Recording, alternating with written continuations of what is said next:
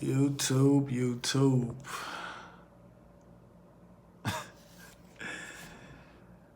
Man. So I went back over to the truck a little bit earlier, and like I said earlier, the truck wouldn't start. So I went and got some starter fluid and got it to turn over and actually start, but it was idling so rough, and it just put me back in the mindset of like how it was doing, when I initially dropped it off. So after looking on the internet for a little while, I drew the conclusion that it was some air in the fuel line, right?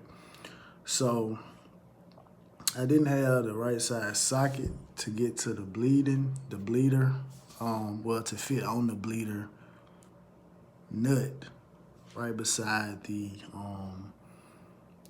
secondary fuel filter. So what I'm gonna do tomorrow is the way I look at it tomorrow. Well, it's almost tomorrow technically. It's 11:48 Central Standard Time. So the parts that I ordered, the part that I ordered, is supposed to be in Wednesday. So the way I look at it, I might well just eat tomorrow. Just take that loss. Get the parts Wednesday. Put them on. Get both my fuel tanks working. Pulling equally, and basically just go from there. Really.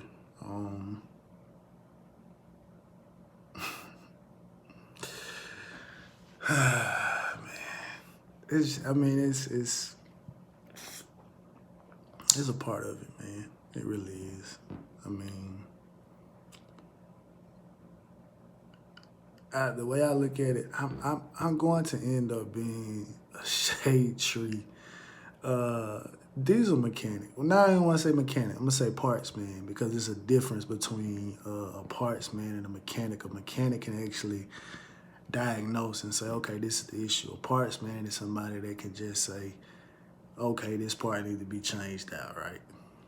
But it is what it is. So, like I said, I'm call dispatch in the morning, be like, hey, truck won't start. Which I was supposed to have been working on the truck this weekend, having it running, but I didn't know the actual name of the parts that I needed. And so I don't like to call something and say, hey, this is the issue, and, blah, blah, blah. And, excuse me, a little sleepy. But because I initially thought it was just some hoses leaking, but once I got the shifter boot off and was able to look at it directly, I seen exactly where it was leaking at. So I said, well, the hoses are still in good shape, so I just need to get those two things, because after looking at it, I think they have like some O-rings in them, and so the O-rings may be corroded and stuff like that, so it's allowing, it's just allowing for it to seep out like that. So like I said, I don't really want to be out. I mean, to be honest, man, I don't really want to be out on the road like that, especially dealing with some diesel, man.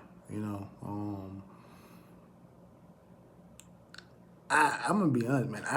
I kind of cringe when I'm riding and I see someone flick a cigarette on the ground, on the interstate, and I kind of like, ugh. I mean, you never know. So then, up north in certain places, you go to, and as a matter of fact, I went somewhere last week. I think that was Rockford where I went to last week, and they were like, you can't you can't idle, no more than 5 minutes, right? So, like I said, I don't really want to turn the truck off in a situation like that. Like I said, I probably would have been straight if I hadn't had the valve over that way before I started the truck up and allowed that air to get in there anyway. So I probably would have been straight, but I mean, everything happened for a reason, you know. It's best to be as close to 100 as you can be. Ain't no sense in being um, 65, 70, you know, 50%, you know, especially when you know you got an issue and you know that you can, you know, you're in a position where you can go ahead and take care of it because, you know, if you know, once you back right, you know, whatever little money that you feel like you know, missed out, you know, you can make it back, but obviously you're not gonna make back what you lost and then some. You'll just make back essentially what you lost. You won't that, you know, and then some. And like I say, the way my approach I go about it, you know, I got the little route that I run, you know. Matter of fact, I was talking to a guy today. He came and talked to me. He said he used to work at the spot I was at. And so, a man, like, his biggest issue was that, you know, he would haul 1 or 2 loads and he'll turn a lot of loads down because he was looking for that big money run. And which, that's a big debate. You know, guys say, hey, I'm not going to haul cheap freight. And the way I look at cheap freight is relative. You know, it depends on how your situation set up, right? So somebody may say, hey, I can't haul no less than $3 a mile. Somebody may say, hey, I'm good with 90 cents a mile. Now, obviously, the person at 90 cents, you kind of messing it up for the guy at $3. But, you know, it's one of those situations, right? But anyway, getting back to, you know, the guy. So he said that. So he ended up having a situation where I think he said motor went out, he needed to get it rebuilt. They gave him a price on it, and I guess they didn't want to work with him or whatever like that. Because that's one thing, you know. Like I said, the situation I'm in, because they do 70-30 over here. You get 70%, and, you know, they take their 30. And me, I think that's the ideal situation for me due to the fact because of how my personality is. I'm not a negotiator. I know my weaknesses, right? I know my weaknesses. So it's kind of one of those situations where it's like either you're going to be all the way in or you're going to be somewhat of the way in. And I'm the type of person, I'm somewhat of the way in. As far as maintenance and stuff like that, I go. But as far as loads and dealing with all the paperwork and stuff like that, that's not me, right? So, but anyway, which he told me something which I already knew, you know, like sometimes you gotta take the BS load to get to an area where a good load at. And, you know, they kind of hold that stuff over your head, you know, sometimes, you know, where they like, okay, you want to do that? That's the game you want to play? Okay, we can play it. Because really, you know, we kind of dictate stuff. So I'm just, you know, it's kind of like, as long as I'm hitting my number, hit over my number every now and again, you know, I'm straight, right? I'm straight. So, but like I said, hopefully, and then to be real with you, if it's a situation where I figure out where they're ordering a part from, if they're ordering a part from like the capital, right, like from Jackson, then I might just slide over there and get the part tomorrow, and because they got one part in stock already. So I get the part from them, slide to Jackson, get that part, so I don't have to wait till Wednesday. So I can just knock that out tomorrow and, you know, be ready to roll Wednesday. You know, that's really what I want to try to go ahead and do, to be real with you. But if it don't work out like that, it just don't work out like that. But I still got I ain't gonna say a full day tomorrow, but I got some things to do. I bought another airline. I brought cause I got the one that combines all three, like it's wrapped up. So I got that one. So I went and bought one of them. $234. I was like, oh my gosh, cause I was looking at the thing and in the Iowa 80, because the Iowa 80, they send out the free magazines and stuff like that. But I really get, to be honest, I haven't ordered anything from the Iowa 80. I get all my stuff from Rainey's, you know, because I just get all my stuff from Rainey's. I feel like they got a better selection of stuff for like my truck, right? So it was, I mean, it was about right, you know, right at about the same price. But no, matter of fact, it was actually a little bit cheaper. To be real with you, I think it was. Let me see how much it was. Dang. Where the electronics at? I ain't trying to hold y'all too long, man, to be honest with you. But I want to say I saw it in here. Maybe it ain't in electronics. Confident Clean.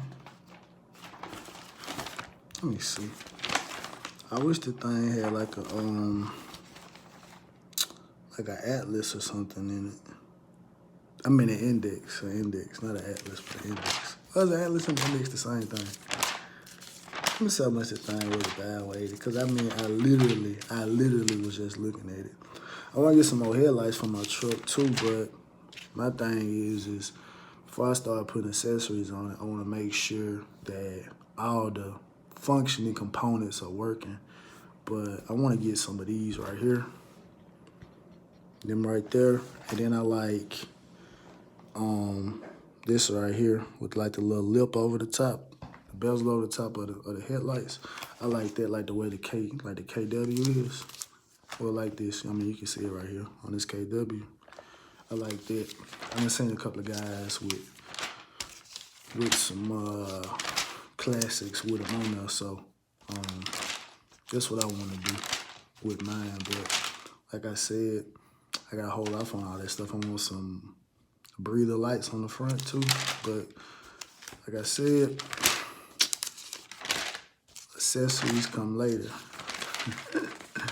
But be honest, the next thing I probably might want to try to get is this right here. Something like that to put my straps and stuff in, because I kept running over my side step on my passenger side and just being careless. So I said, maybe if I can get something like that, I can put them in there and I got to worry about it. And then I can order another step, because the step is like, I seen it brand new.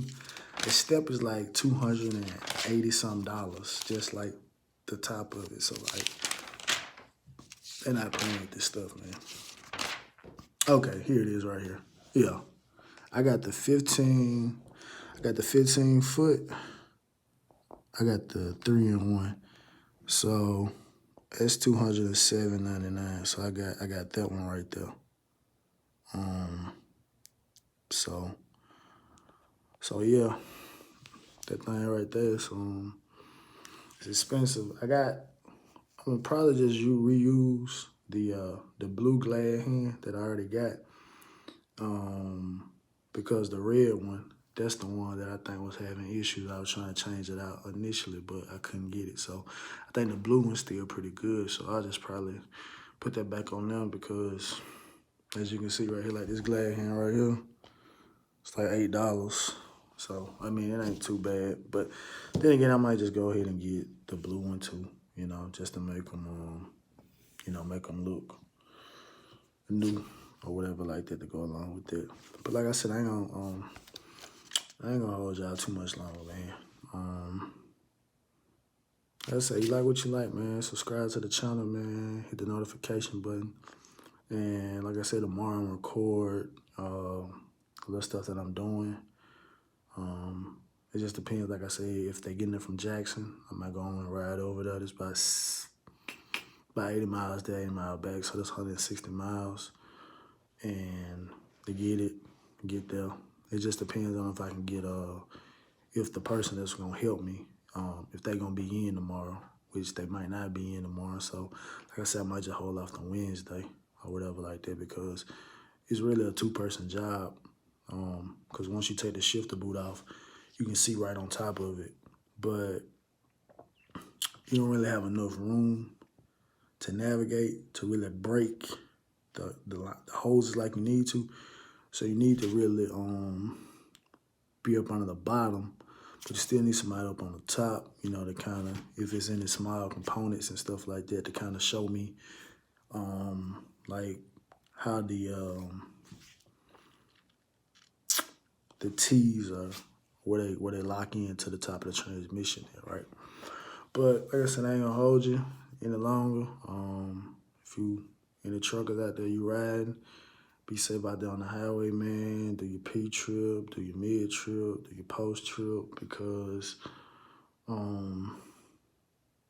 it's better to be on top of things and jump on it versus some things jumping up right at you and you haven't really said, okay, I know this is what this is doing, so let me go ahead and put that over there to the side, right? Or let me go ahead and just say, hey, check this out. I'm gonna take 2-3 days off. I'm gonna get this worked out. Especially if you got it, especially in the situation I'm in, you got, and you know, you and your dispatch, y'all kind of on good terms and y'all vibe with each other like that, you know, work that out. But anyway, man, I'm out. Holler back at you again tomorrow.